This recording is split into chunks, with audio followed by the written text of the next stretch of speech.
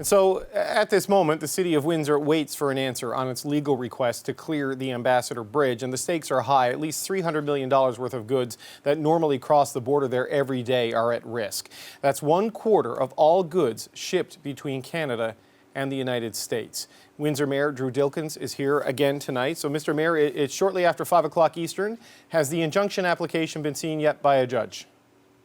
Yeah, it has. The Chief Justice did hear the request today, but opted to defer the matter until noon tomorrow to give us time to set up a website, to post the court documents about the injunction, and issue a press release from our side so that the members of the public, including those who are here as part of this protest, are made aware of this particular application. So noon tomorrow will be the time when the court actually hears the matter. So is this notice in time so that anybody who opposes the injunction, I guess, could seek representation and appear at this hearing? Is that what it's for?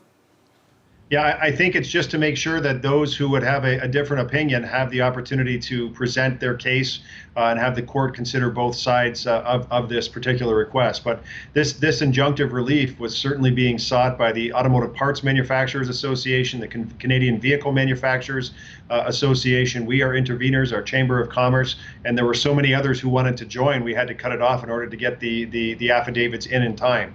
And so the impact here obviously continues to be huge, about $400 million a day in international trade at this one location is being choked by this illegal protest. And if they won't leave voluntarily, we're going to have to find a way to open the roads and move those people out of there. How confident are you that this injunction will be approved? I wonder what arguments are you and the other parties making?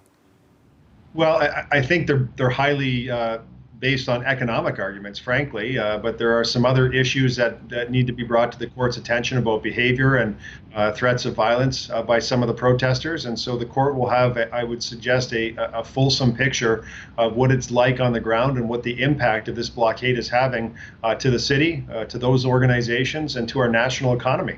You know, getting the injunction approved is one thing, getting it enforced is another, right? And as we've seen, police enforcement has been a supreme challenge at all of the locations affected by this protest movement. So how confident are you that the police will be able to enforce this injunction should you get it?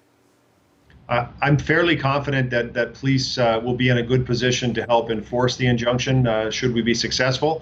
The OPP has responded very, very quickly, sending additional support teams down here. There are other support teams and public order units that are in Windsor or on the way to Windsor to help support the effort to get this border crossing open. It cannot remain closed.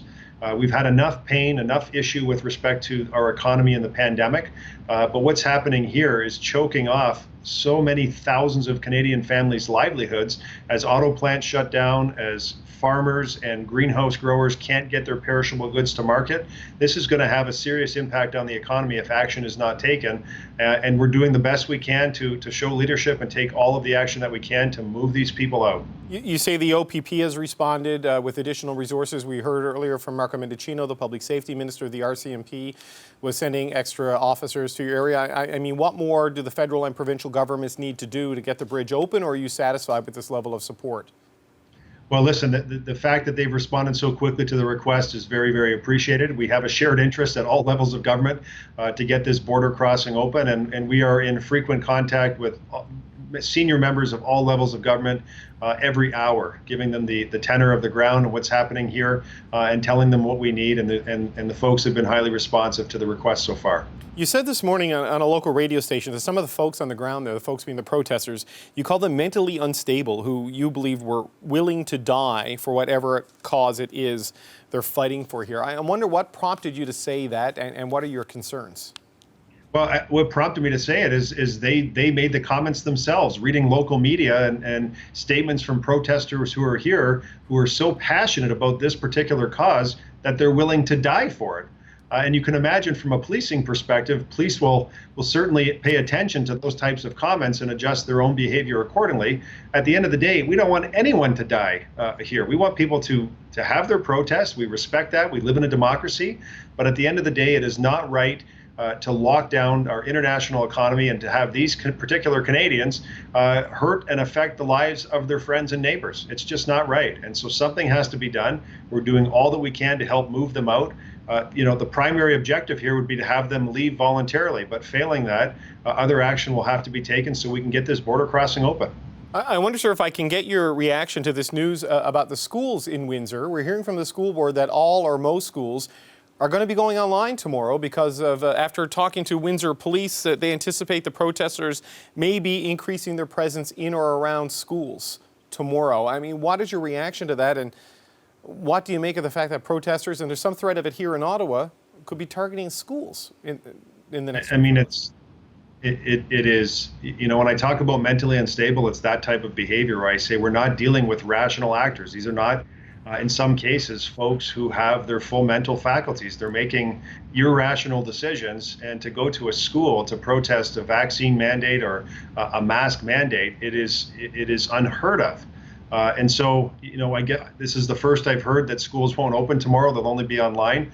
But at the end of the day, that is very, very disturbing. And I think most parents should be very concerned about that type of behavior in and around schools. Okay, Mayor Dilkens, thank you so much for your time. Thanks, David. Hi, I'm Vashi Capellos, host of Power in Politics. See more of our show by subscribing to the CBC News channel or click the link for another video.